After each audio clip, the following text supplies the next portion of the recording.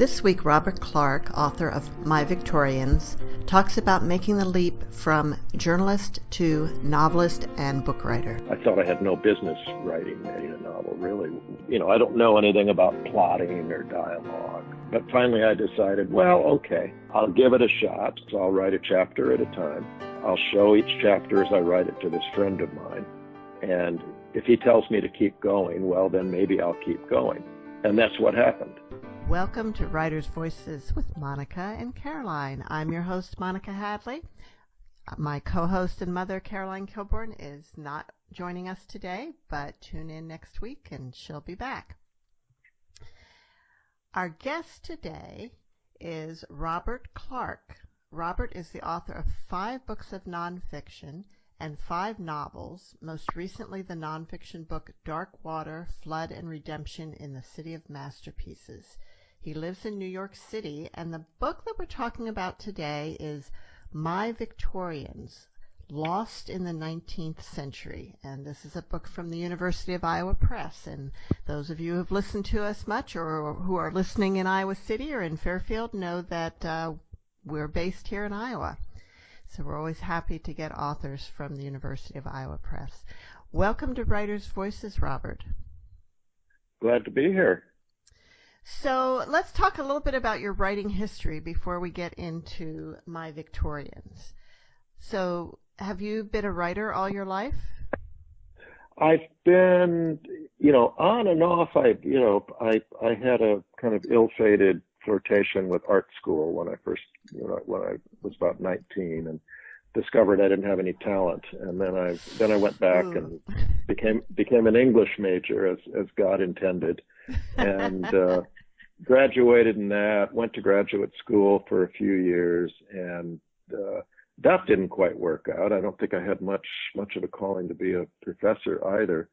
And what I ended up doing was writing food and wine and travel journalism for about not quite 10 years, and that was sort of through my late 20s and into my 30s. So I guess I was writing, but I was writing as a journalist rather than a author, putting that in quotation marks. And what made you take the leap to writing books?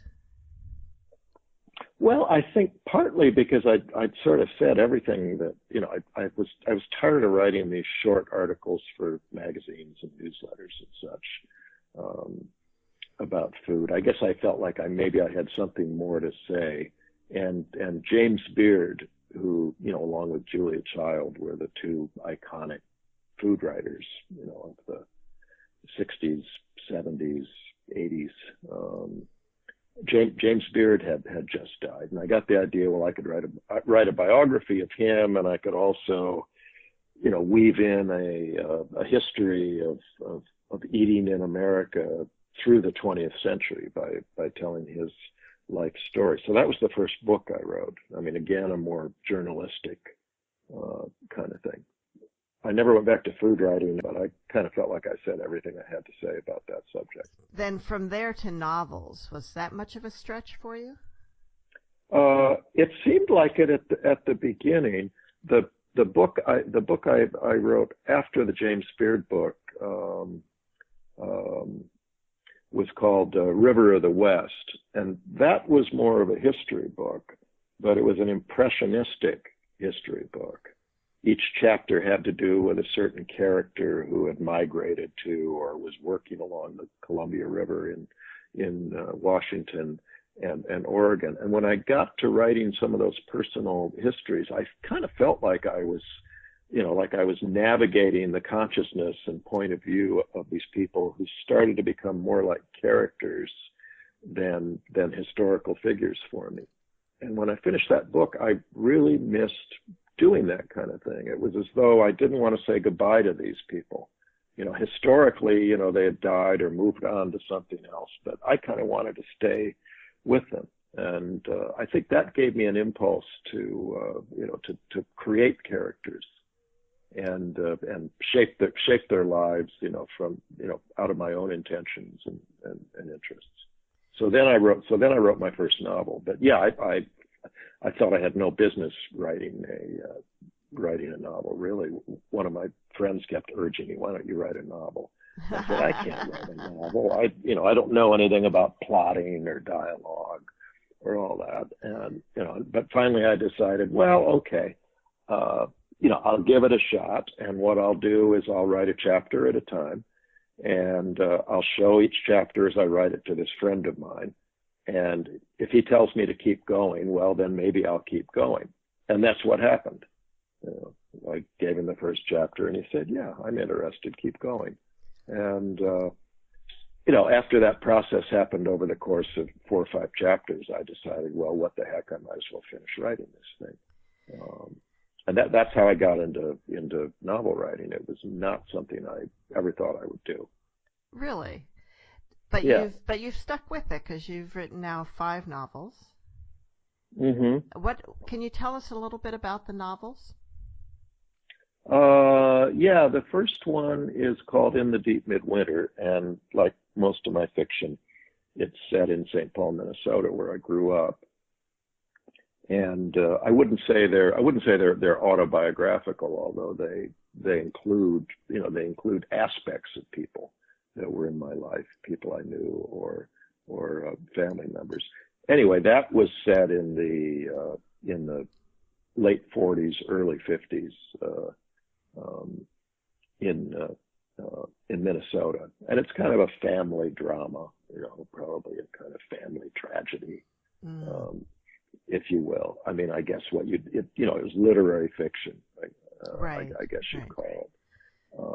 And then the novel after that was called Mr. White's Confession, which maybe wasn't a mystery, but it was kind of written in that mode and from a kind of noirish perspective. Also set in St. Paul, and set in the late 1930s and then more generally up through the 60s.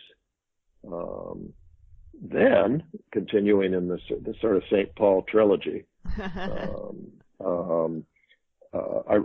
wrote something called Love Among the Ruins, which was set entirely in 1968, and it was from the point of view of 2 teenagers who were having a love affair and eventually decide to run away together. More of St. Paul. That one was maybe a little bit more autobiographical, because I'd always, I was around as a teenager in 1968. Right. And I'd had a certain kind of fantasy that I guess a lot of people did at that time, of running away to San Francisco or doing something like that. Becoming a hippie. Right. Yeah. So there was a little bit of autobiography in that. Should I keep going describing these novels? No, that's fine. But I'm just curious. It does seem like both in your nonfiction and your fiction, you are mostly looking to the past. Mm-hmm. Have you written anything that was really looking at contemporary, that was set in the contemporary time? Not much. The one I wrote one novel called Lives of the Artists, which is set in which was set in modern day Florence. It's about what in Seattle, where I lived for 25 years. It's about what we called Microsoft millionaires, people who got started at say Microsoft or Adobe or something in their 20s, and through stock options, by the time they were 35, had made enough money where they were never going to have to work again. So they'd move to Paris or they'd move to Italy or whatever, and maybe pursue the creative vocations that they felt they had when they were 18 or 20. And that's the kind of book. It's a kind of a I don't know what you call it. It's a kind of tragicomedy or a tragedy of errors or something like that. It's meant to be funny. And, so it's a novel. Anyways, but was it based? I mean, do you know some of these people? I do. I do know some people like that. In fact, one of them decided that it was about him and his wife, which it was not, and never spoke to me again. So I'm just curious. for people that had that experience, did life become this wonderful adventure where they could pursue their passions and be happy, or did they create problems for themselves? Yeah, they created problems for themselves. Yeah. That's, which I guess is probably not surprising. But, no, it's not. Sometimes Sometimes when you get what you want, you don't like it. Well, part of it is you've got this striving, this purpose, while you're striving for it, and then you get it, and it's like, is this all there is? You get the feeling, the feeling of this, I think. But we all still have that dream, don't we? If we only had this, if we only had this amount of wealth, or we only had this amount of success or fame or fortune, then everything would be peachy keen forever. Yeah. And of course the downside to that is when you say you've always dreamt of being an artist or perhaps a novelist. There actually in this book there's a person who wants. There are two people who there's a person who wants to be an artist and there's a person who wants to be a novelist, and but they've never had an opportunity to really do this stuff. And of course, when they get there, kind of like my own experience when I went to art school, they discover, very reluctantly that they're actually not that good at it, or they haven't quite put in the 10,000 hours or whatever, or it's not the life they dreamt of, and that living in Italy is an alien experience for them. They're not quite at home. They're mangling the language, that kind of thing. So yeah, I guess the basic theme of that book is, be careful what you wish for. And for you, so that's the one contemporary book I've read. Okay, and for you, Robert, there is a little bit, you write about this in My Victorians, that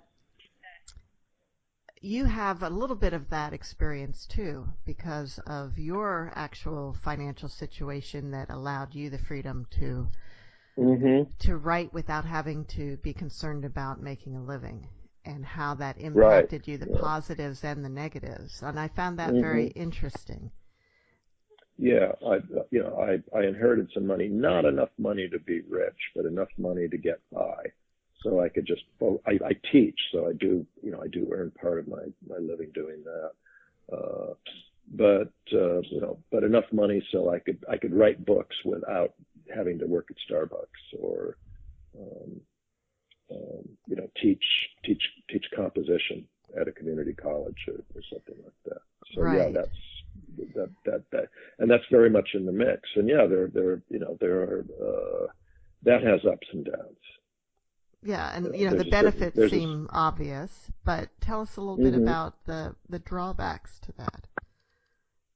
Well, I think you're constantly you're at least in my case, there are two avenues people take with this, which is that, at least in my experience, which is that they do nothing. They just party, and feel aimless and dissatisfied about that. Yeah. Or alternatively, they work very hard because they have this sense that they have been handed a gift that maybe they haven't earned. So they have to prove to the world that in fact they're a substantial, hardworking person. Even though in some ways a livelihood, a way of life has been handed to them. And that's my experience with those sorts of people. And in my case, it was much more about work. That slight, that slight sense that there's no equivalency between the hours you put in and what you get in return for that. I don't know if that makes any sense.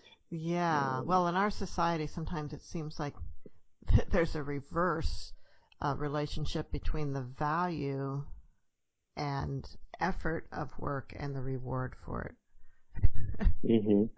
Yeah, and there's also a tremendous need, at least with the sort of people I know, sort of particularly I think maybe the boomer generation, to exaggerate how much one works.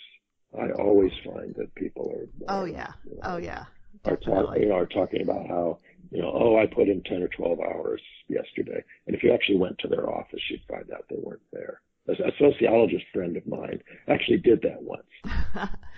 Or they're there, but they're cruising the internet for a couple hours at a time, or in fact they're just flat out making it up. They've gone home at 5 or 6 o'clock, just like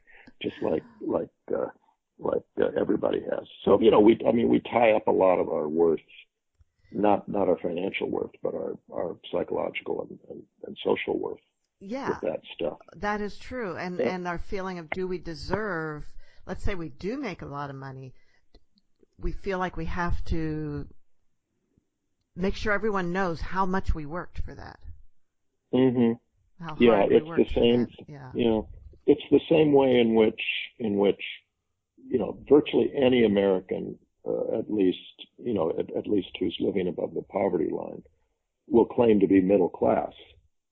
And like in places like Seattle, you've got people who are earning, who are earning 200,000 plus a year, describing themselves as middle class. Well, I'm sorry, you're not. But part of that is to say, part of that is saying, well, I'm just ordinary folks. Yeah. And maybe not being very comfortable with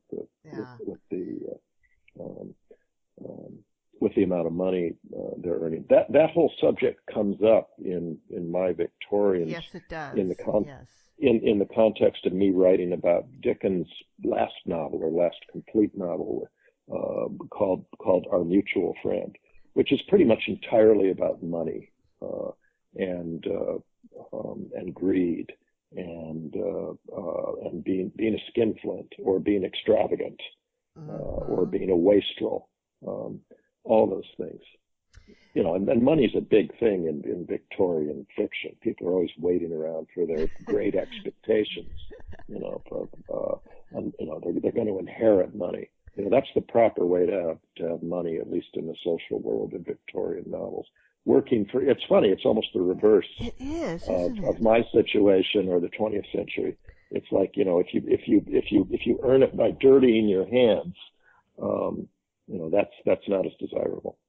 But now that's the best way to get it. Yeah. You're listening to Writers' Voices with Monica and Caroline, and our guest today is Robert Clark, author of My Victorians, Lost in the 19th Century. Now, this book is a hybrid. I'm going to read this from the website, the U of I Press website. My Victorians is a hybrid in both form and content, part memoir, extended lyric essay, but also a work of biography, photography, and cultural, literary, and art history, and I'd even add a little bit of literary and art criticism in there. This is a travelogue of writer Robert Clark's attempt to work through a sudden and inexplicable 5-year-long obsession focused on Victorian novelists, artists, architecture, and critics. And when I was reading this, and I was thinking, okay, so this is a different than most memoirs. What is this like? And it's funny that you said that you used to write food journalism, because I was thinking about some of the food writers that I've known in the past, or that I've read in the past, who combine recipes with memoir and history of food and cultural observances and so forth. I'm thinking of Laurie Colwyn, I think her name was. Sure, yeah. Yeah, and there was someone earlier than that, Elizabeth somebody, can't remember her last name. Elizabeth David, maybe. Yes. And James Beard wrote a book like that too. Did he? Okay, so I haven't read that one. Yeah. So it's interesting that is part of your sort of background in writing. So sudden and inexplicable obsession with My Victorians. How did it come upon you? Well, again, I'm not. I started reading Victorian novels. I started looking at Victorian art and architecture, um, and just one thing spun off into another, and it really was kind of inexplicable. I'm still not sure. I'm still not sure exactly how I landed on that. I've always been a little bit obsessive. From just when I was a little kid, I'd get interested in something, and I would just drill down into it, for the next couple of years, and do practically nothing else. My mom used to say, Robert is boring into yet another, you know, What um, were some of the uh, subjects you bored into as a child? oh, dinosaurs, Of course. chemistry, Hmm. space, space travel. I mean, all pretty conventional stuff. But Right, right.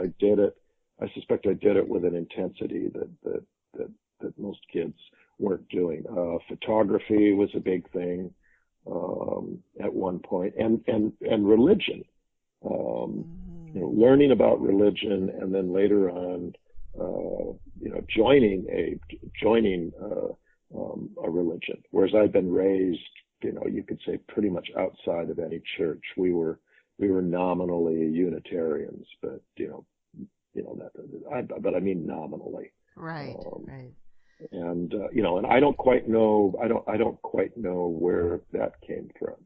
Um, One of the main themes of my Victorians has to do with loss of faith. With realizing that, maybe what you thought you believed is actually um, um, a kind of fascination, rather than some kind of commitment. Yeah, I Um, didn't realize how in flux religious beliefs were in during the Victorian age. It makes sense yeah, it was a because of big thing. Darwinism and spiritualism and all these other Hmm. kind of things that came Hmm. to the forefront there. But people actually were leaving religion, becoming agnostic, um, and switching religions. And you talk a lot about Yeah. Anglo-Catholicism and Roman Catholicism. Now, is Hmm. Anglo-Catholicism the same as Anglican? It is, but it's what you'd call high church Anglicanism, which means it's much closer, both theologically and liturgically, in terms of ceremonies and rites and so forth, to Roman Catholicism. They wear vestments and have incense and chanting and the whole 9 yards. Sometimes more than Roman Catholics do. Um, And and is that the the Church of England? Is that hmm form of Anglican? Okay, Yeah, well, that's what the Church of England is okay.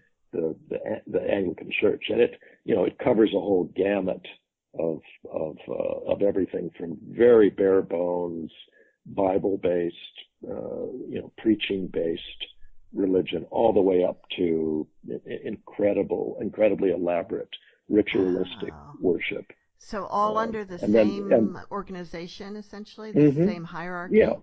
Wow. And the Episcopal Church in the United States is the branch of Anglicanism in America. It's Okay. And, we know about the kind of the history of Protestantism and Roman Catholicism in England hmm in the what Henry VIII's time is, of course, hmm when the split happened, and then in the Elizabethan time, it was a hmm huge conflict between the two. Does that conflict did that conflict still exist during Victorian times? uh, yeah, it existed in the sense that there'd always been this, there'd always been this sense that maybe at least for some people, that the Reformation had been a mistake. That it was an expedient thing that Henry did so he could get his divorce, or Mm-hmm. divorces. Um, um, and so, there was always, Catholicism was considered kind of threatening and subversive, um, you know, from the Tudor period onward, up until maybe the early 19th century, the early Victorian, you know, period. You know, Catholics were around, but they were worshiping in secret, this sort of thing. One of the things that happened in the Victorian period was that Catholicism was made legal in Britain. So the Catholics came, you know, Catholics came out, built churches, cathedrals, etc. And it's interesting that in this period, you know, as you said, that where a lot of people are losing their faith, or their faith feels kind of up in the air to them, is that half the people tend to go in the direction of agnosticism, or even atheism, and it seems like the other half go in the direction of Catholicism. You know, they either want no religion, or they want a very intense, ritualistic, authoritarian kind of religion. You know, where there are, you know, where there isn't much questioning of what's going on. There's not a lot in the middle, at least, you know, not the people that you read about. It's like people are having a crisis of faith, so they're either going to, you know, go in deeper, or they're going to walk away. Now, my Victorians, and at least the people I write about, yeah, my Victorians has 5 chapters, and each of them is sort of focused on one group of Victorian, you know, artists, you know, of some form. And were these, when you say my Victorians, I'm thinking these were the men and women who were your Victorians. What about these particular people drew you to them? Some of them are ones that are very well known, like Charles Dickens and Virginia Woolf. Some are people I had never heard of. What drew you to these particular Victorian personages? Well, I guess like everybody else, I started with Victorian novels, and then I started looking at Victorian art and architecture, and that led me to the first character in the book, John Ruskin, who was you could say he was one of the first art historians anywhere, not just in Britain, and he was a critic and a tastemaker, and was responsible for promoting Gothic architecture, for promoting the painting of Turner, which people thought was proto-abstract, and which people thought was absolutely insane at the time. Showing people why Turner was important. He also, maybe more controversially from our point of view, or at least our taste nowadays, was big on a group of painters called the Pre-Raphaelites, who did a kind of hyper realistic, intensely chromatic kind of painting, landscape, scenes from literature, et cetera, et cetera. And the first chapter of the book is about Ruskin and a couple of painters who painted in that mode. So anyway, that's how I got into the art side of it. That's how I got into Ruskin and sort of his milieu. But it's very much about his personal relationships too. Oh yeah, very much about it. The one thing most people know about Ruskin, I shouldn't say most people, but but people who know about Ruskin, the one thing they tend to know doesn't have much to do with his work.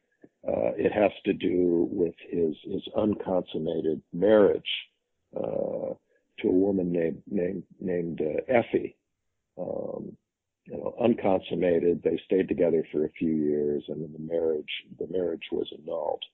And the explanation that most people have heard for why Ruskin was unwilling to sleep with her is he had never seen pubic hair before. He had only seen classical statuary, where there's no hair, and he was, I think he was appalled by her person. Is the phrase that I can't remember if he used or is supposedly what he said about it. In fact, we don't know. To me seems unlikely, and I I quote a lot of stuff in the book that shows that they just were not on the same page at all. They had virtually nothing to say to each other. They had hugely different personalities. So the story of the fact that Ruskin would sleep with her, that's been told a lot. In fact, there was a movie about it a couple of years ago with Elle Fanning as Effie, and I can't remember who plays Ruskin. And it's completely based on the premise that it was the pubic hair. But I'm like I said, I'm not so sure about that. It seems more likely that he might have been homosexual. Yeah, he might. Yeah. Well, he also had like a lot of Victorian men. I don't think he was a pedophile. But he had a thing about little girls. Like just, a lot of Victorian men? This was a common thing? Like Lewis Carroll would be the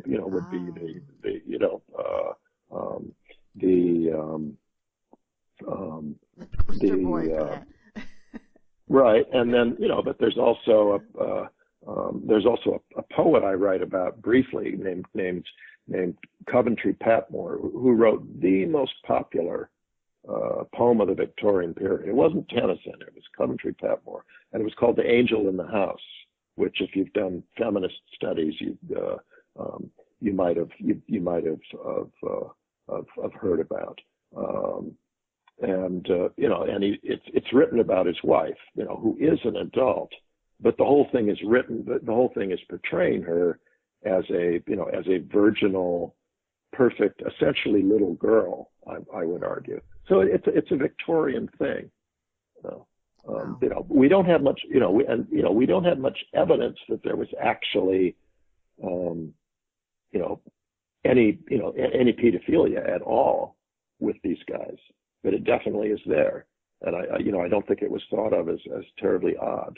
Wow. At the time. But but I certainly think that Ruskin's sexual interests lay elsewhere, or that he was asexual. Right. I don't, like I said, I don't think it was the pubic hair. Yeah.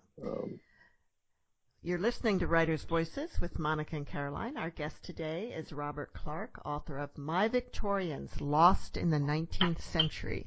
So, Robert, you became very interested in this. You were reading Dickens' Our Mutual Friend, and which I'd like to talk about a little more. But you actually then went and lived in England a while to sort of pursue this obsession.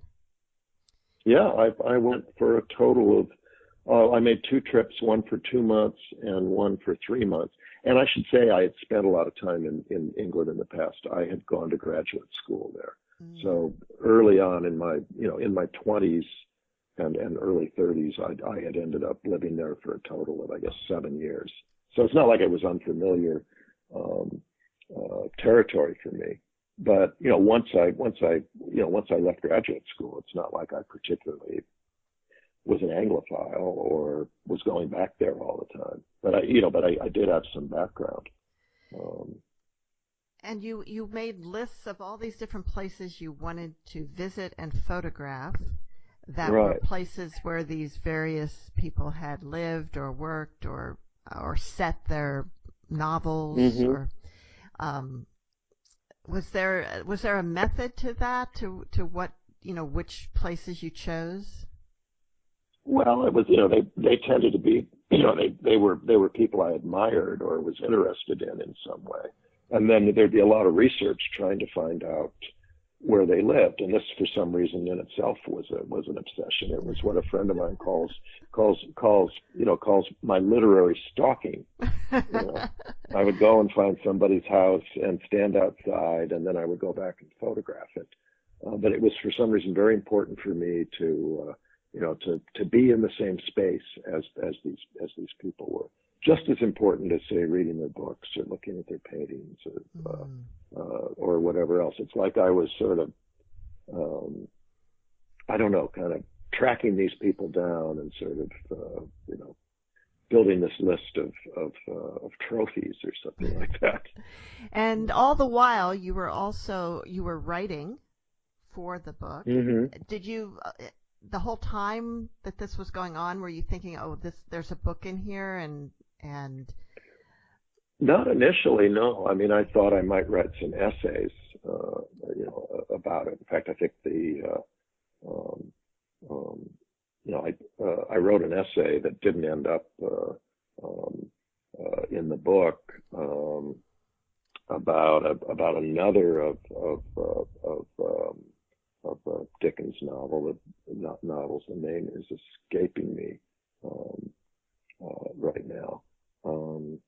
And so I thought I might write something about it, but at that point it was a kind of, stalking or sort of tourism or, taking photographs. I didn't actually write any of the book till I'd done all that stuff. Okay. So actually I was doing all this stuff and making a lot of notes and doing a lot of research and taking a lot of photographs, but I didn't actually sit down and start writing till afterwards. And also at the same time, online dating.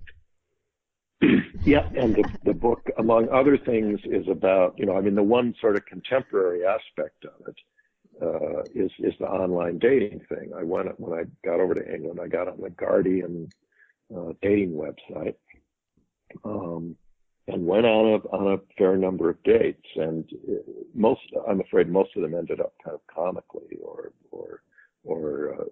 awkwardly. Probably because I wasn't really living in the current century. And you didn't really, I don't know, weren't really planning to stay in England forever either. So there was. Well, I thought I might. If I met the right person. Okay. Yeah, I mean that was an option, or at least I thought it was. I mean, I think in retrospect I realized that certainly a lot of this kind of immersion, which you could almost say was also a kind of evasion and a kind of hiding out, had to do with the fact that my life had been unraveling at several levels. I'd been through a divorce. I was losing my faith. My literary career hadn't been going in the direction I had hoped it would. There was a lot of stuff going on, and I think I took refuge in this Victorian world. This world that doesn't exist anymore. Like I was living in this kind of alternate sort of world that's inhabited by ghosts. Really, it's not inhabited by contemporary British people, or the contemporary British women that I was trying to date. I was kind of, You had an experience there where it seems like you almost pierced the veil into the Victorian world.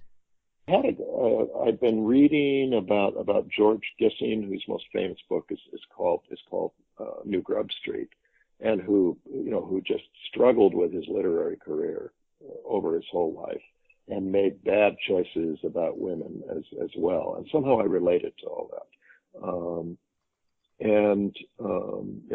I was reading his diaries while I was there. He was a miserable cuss. He'd just say another lousy day, threw away 8 pages, endless misery, et cetera, et cetera, et cetera. So of course I was getting into all that too. And I was going to photograph the places he'd lived, and he was moving all the time. So there were quite a few, and one of them was on Swinton Street, which is near King's Cross Station, maybe just on the boundaries of Bloomsbury. And I had a kind of I don't know if you'd say a kind of breakdown, but I had this experience that lasted for about 30 seconds where I really felt like the buildings were kind of closing in on me, and I was getting slightly out of control. I was going slightly nuts, and then I snapped out of it. But yeah, that really kind of threw me. And I guess for the rest of the time I was there, I kept wondering, what was that about? And I guess you're right. Maybe I did sort of pierce through the veil and entered that Victorian world, and I didn't like it very much when I got there. I found it kind of dislocating. But it didn't stop the obsession. The obsession continued for at least another year or so after that. Well, Robert, why don't you read a little bit from my Victorians? Okay, I'm going to read a little bit about one of my online dates. and which gets into the subject of one of the most famous Victorian paintings, The Light of the World by William Holman Hunt. And I go on this date, and my date has rather different feelings about that painting than I do. Okay. So when I'd left my home in Seattle for England, I had more in mind than research. I'd been divorced 5 years and been dating online, but without much success. But in London, I thought, I might have better luck. With my interests and in a large population center full of artists, intellectuals, scholars, and writers, there ought to be more suitable types than I found in Seattle, and not a few fellow Victorianists. That was the card I played most heavily when I posted a profile on the dating site of The Guardian. And my profile read as follows: I'm American, a transatlantic commuter, not exactly an innocent abroad, but despite quite a few years resident in Europe, someone whose Midwestern roots show in the manner of one of F. Scott Fitzgerald's Gatsby characters, naively bruised but with a capacity for London, still intact, rowing sometimes unwisely against the current. I'm also an author of both novels and nonfiction and teach creative writing in a university MFA course, and I'm pretty free to live where and how I please, generally depending on whatever writing project I'm pursuing. My latest obsession is Victoriana, or really Victoromania, chiefly my own, which has crept up on me over the last decade and seems in many ways inexplicable, but extends to art, architecture, novels, Ruskin, Gissing, Dickens, Gaskell, Christina Rossetti, trains and ruins, etc. Also recently crazy about Forster, Mansfield, Bowen, and Taylor. I'm open to putting down deeper roots in England. My ancestors emigrated from Suffolk and London 300 years ago, but what's a few years hiatus? At present, I'm here for about 6 months a year, but should I meet someone special, ... And, that was my ad, which strikes me as really, I don't know, I'm cringing a little bit. And it ends up, and it ends up saying, need music, classical, art song, much more, films, espresso, wine, humor, and books to function. And who knows, maybe you. You don't have to wear a bonnet and muslin, but I wouldn't mind if you were pretty, fit, and happy in your vocation and busy finding your heart's desire. That's the end of the bio. And so now I go on. You seem to get quite a few responses too. Oh, but go ahead. I did. I got a lot, but I'll read a little further, and we'll get into an actual date here. I hadn't quite thought though what would happen if anyone responded, if I was really prepared to move 5,000 miles for the right person. But I was joining the site on a lark with no expectations, or so I told myself. If anyone replied, I'd be clear about my situation, or at least I might make a friend. But there were quite a few responses, particularly from art historians, museum curators, and scholars and fans of Victorian history, literature, and art. I'd imagined my own Victoromania to be a pretty singular thing. Maybe, in truth, I liked it that way. It made me special and eccentric in my own fashion, in, when you got down to it, a Victorian way. Now I discovered that I wasn't alone. Reading their emails and gazing at their photos, I saw that there were women I could share my obsession with, and maybe become lovers too. Victoromania plus companionship plus sex. For these, I would compromise my eccentricity. And if I had no luck, I'd still have my solitude, my books, and my camera, my private world. My first date was with a feminist art historian, Annie, not exactly a Victorianist, but funny and incisive.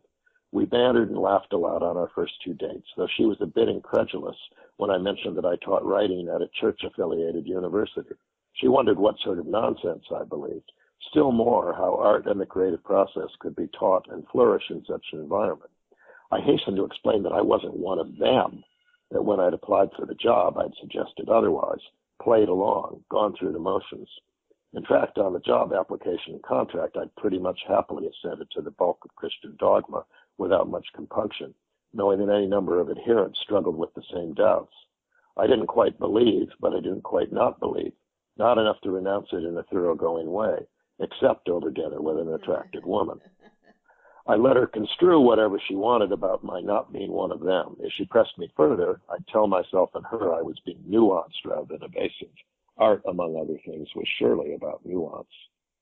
On our second date, we'd done some passionate kissing in her car when she dropped me off at my flat. So this date, our third, might culminate in something, cement us or undo us. That was the night of the day I'd gone to Oxford and communed with Ruskin, Millay, and Holman Hunt. I gave her a full report, showing her my dyspeptic selfie in front of the light of the world, and we had a good laugh. But when I went on about Ruskin's, what I really went on about was Ruskin's study of gneiss, or gneiss, it's a kind of rock. She looked at the shot I'd taken. Of the drawing with my phone and shook her head. He didn't add anything with this. Didn't advance art in any way, she said. It was an illustration, a meticulous rendering that was no more than the sum of its parts. I argued with her. I said maybe she was partially right. It was photographic, everything was foreground, and that represented a way of seeing that was strange and new at the time, but familiar to us. But it involved Ruskin's own dictum of truth to nature, of, quote, seeing things as they are, unquote, made manifest. He'd argued, in fact, that no kind of observation was more fundamental to art than geology. But Annie was unswayed, and I sensed impatient. I went back to the light of the world in hopes of easing the mood, but not to much effect. We'd already been over that, and the evening had seized up at some earlier moment. I didn't bring up Holman Hunt anymore. When she dropped me off, we didn't kiss. We met a week later. Over dinner, I also told her that I was going back to America in 2 weeks, something I was sure I'd already mentioned, that I'd made explicit. She said, though, that I'd misled her about my intentions. She looked angry and also hurt. She felt something, which was something I hadn't planned on. I never heard from her again. So that's one of many misguided dates, and well, it must have been somewhat flattering, though, to attract so many women willing to go out with you. It really was. I mean, I don't know, because that hadn't been happening in the States. Maybe it was that I was in this very large city and I was immersing myself in its history. I don't know. Yeah, it kind of puzzled me. Like, as I say, most of them ended after one or two meetings, and perhaps it was because they realized I wasn't all there. I was living in another time, and I wasn't sure if I was going to stay there or not.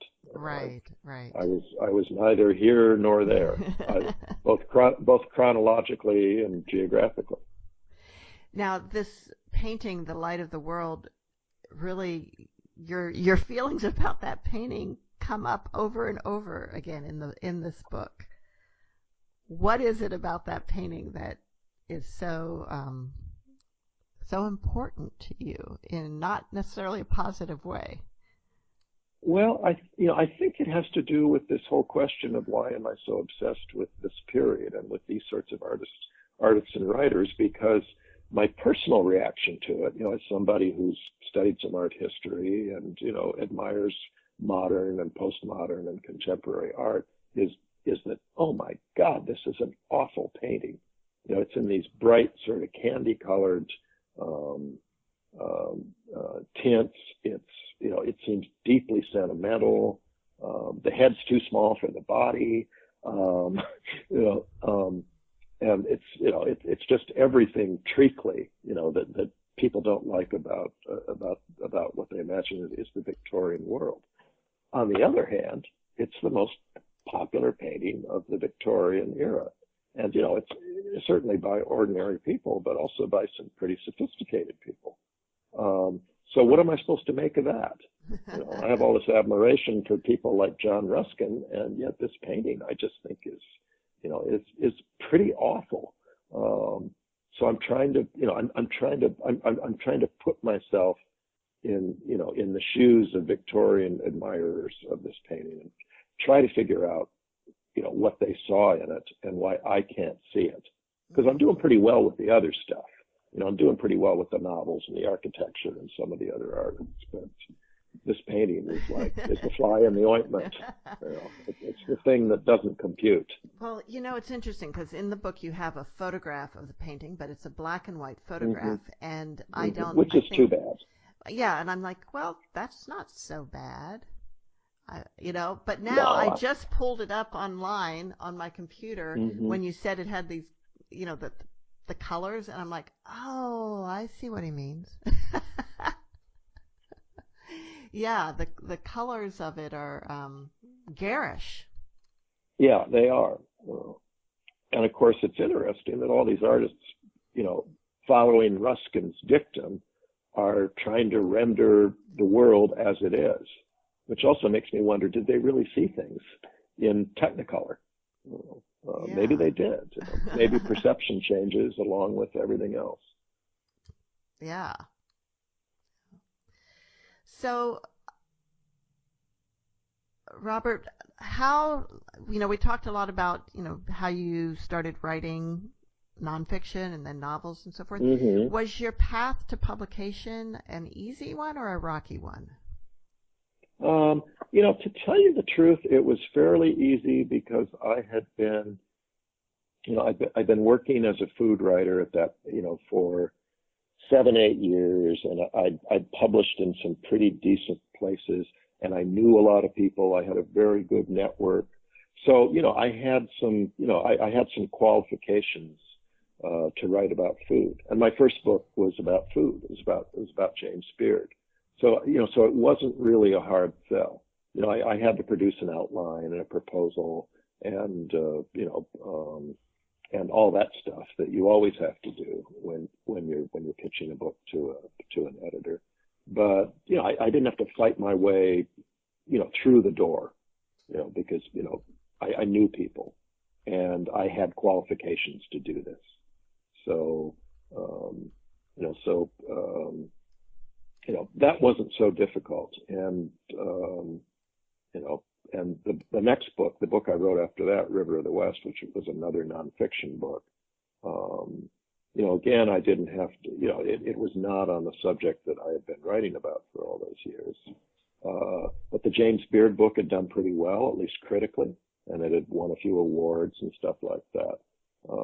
So again, I was kind of a known quantity. It's not like the publisher was gambling on an unknown.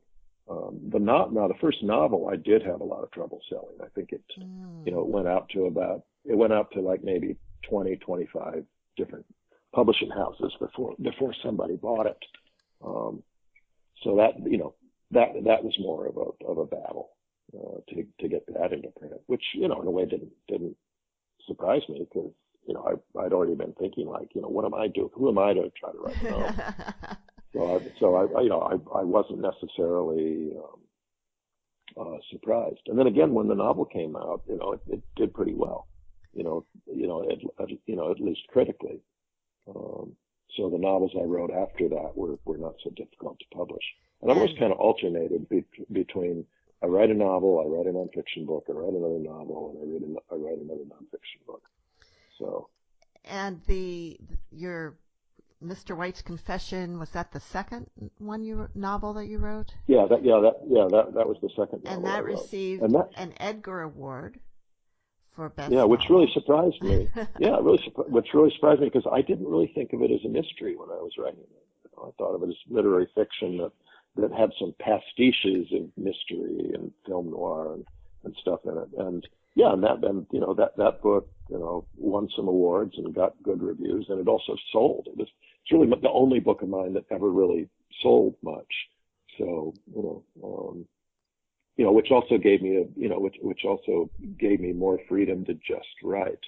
Because as I said, I had a little bit of family money, but not quite enough to just write. And that got optioned by the movies and stuff like that. So that really changed, changed my fortunes a lot. But you didn't think, okay, this is where I'm going to have success. So I'm going to write more books like this. Well, once, I was really sure I couldn't write a mystery, and I kind of still believe that the whole mystery in Mr. White's Confession, such as it is revealed in the middle of the book. Oh, wow. There's always there's there's always a faint suggestion that maybe it's not been solved. You know, I kind of leave the reader hanging a little bit, leaving things a little ambiguous. So the idea that I could cook up another plot that would be a classic, you know, procedural or whatever else was, you know, I've been racking my brain ever since, because, you know, it would be, I enjoyed that character, and I certainly enjoyed the success of the book, but, you know, I'm still, you know, I'm still kind of racking my brain. I'm reading a lot of mysteries right now, because I think, boy, I should take another shot at that, but it's just not catching. I'm thinking, what is the plot? You know, it needs to have a real plot point. It needs to have a, you know, that's not that easy to come up with, is it? Unless, yeah, I mean, some yeah. mysteries, it's all very kind of formulaic, but if you're trying to write something that's not just like everything else, it's not that easy. Yeah. No, and the plot of Mr. White was based on some real life stuff, which I never would have cooked up on my own. You know, it was a combination of a very odd relative that I had, that I'd always been very puzzled by, and the O.J. Simpson case, which was going on at the time. Okay, that sounds, you know, pretty fascinating. I kind of combined those things together, you know, as a jumping off point, and you know, that's how that book got written. Wow. Now, is My Victorians the only memoirish book that you've written? Or no, I wrote. Anyway? You know, I'd say that, you know, I'd say I've written 3 books that are memoirish. You know, this My Victorians, but then I also early on I wrote a book called My Grandfather's House, which was about my own religious life and that of my family. And I went back, you know, like to the 1400s. I did a lot of research and genealogy and stuff, because I was interested. But I came from this family that started out as medieval Roman Catholics, you know, like everybody in the Middle Ages was in Europe, and then became Protestants, and then moved to the New World and were Puritans, and then became Unitarians and agnostics and atheists, and, you know, up to my life, and, you know, where I variously called myself a atheist, an agnostic, a Zen Buddhist, an Episcopalian, a Catholic, and just somebody who's very confused. That's where I am now. I'm in the just very confused position about that stuff. So that was a memoir, and then the book Dark Water, which is about the 1966 flood in Florence, in Florence, Italy, also has a kind of memoir thread running through it.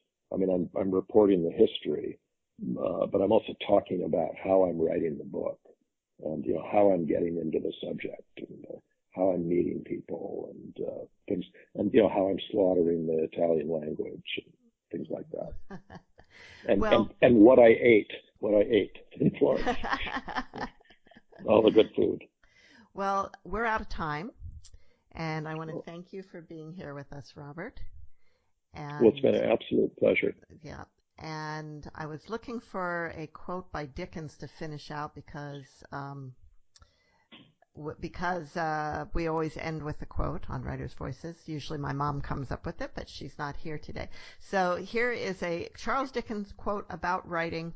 There are books of which the backs and covers are by far the best parts. But I like that. I hope it's not true of this one. But I don't think it is true of this one. Definitely not. So thank you so much for being with us. Oh, well, thank you. And see you all next week on Writer's Voices.